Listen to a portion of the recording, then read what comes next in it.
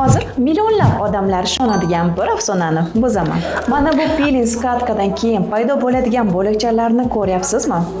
Ko'pchilik ularni o'zining o'lik hujayralari deb o'ylaydi.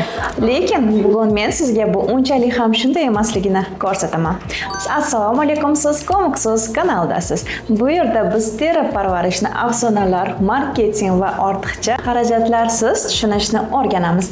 Bugun esa peeling skatkalar aslida qanday ishlashi va Manyo, Brown Lab va hamda Ello mahsulotlaridan qaysi biri kimga mos kelishini ko'rib chiqamiz. Misol sifatida men Manyo enzim peeling gelni mahsulotini oldim. Bu Koreyadagi eng mashhur peeling skatkalardan biri.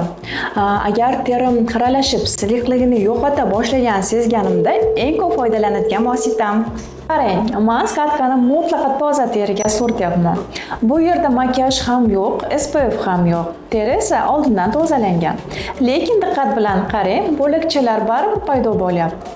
Shuning uchun bo'lakchalar soni peeling skatkani qanchalik samarali ekanini umuman ko'rsatmayapti.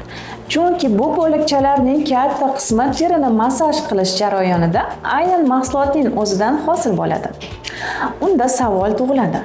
Agar bu o'lik teri bo'lmasa, peeling skatka nega kerak? Aslida yaxshi peeling skatka teri yuzasidagi keratinlashgan hujayralarni yumshoq tarzda olib tashlashga va terini silliqroq qilishga va keyingi parvarishni bosqichlariga tayyorlashga yordam beradi. Shuning uchun undan keyin teri yanada yengil va parvarishlangan ko'rinadi. Endi yuvib tashlaymiz. Natijaga qarang. Teri yanada tekisroq, silliqroq ko'rinmoqda va yorug'likni yaxshiroq aks ettirmoqda.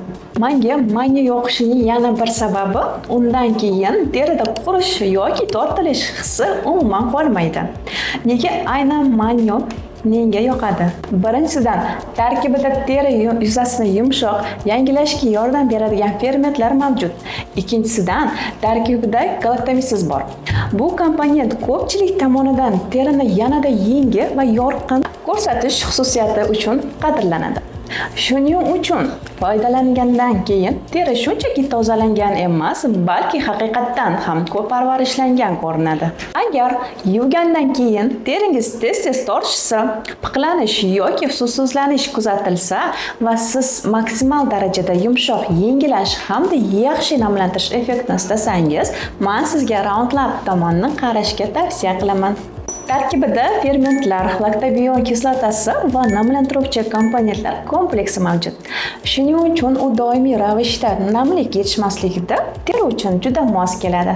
Agar teringiz sezgir bo'lsa, tez qizarsa, yengil mahsulotlarga reaksiyaga kirishsa yoki ilgari kislotalar yoki peelinglardan keyin tirnashish kuzatilsa, men sizga Ello brendini tanlagan bo'lardim. Tarkibida centella, allantoin va namlantiruvchi komponentlar mavjud bo'lganligi sababli u eng yumshoq va qulay peelingni ta'minlashga qaratilgan. Agar teri xiralashgan bo'lsa, silliqligini yo'qotgan bo'lsa va siz yanada yengil, tekis hamda yorqin effektni xohlasangiz, unda men sizga Manyoni tavsiya qilaman. Qisqacha aytganda, teri xiralashgan va yorqinlik istasangiz Manyo, suvsizlangan va teri yumshoq yangilanish kerak bo'lsa Round Lab va eng muhimi, peeling skatkani hosil bo'ladigan bo'lakchalarga qarab baholamang. Uni foydalangandan keyin teringiz qanday holatga kelishiga qarab baholash kerak. Izohlarda peeling skatkalar haqidagi ushbu faktni oldin bilganmisiz? Yozib qoldiring. Bugungi videodagi barcha mahsulotlarimizni tavsifdagi havola orqali topishingiz mumkin. Siz bilan Komiks kanali edi. Teringizni asrang va keyingi videolarda ko'rishguncha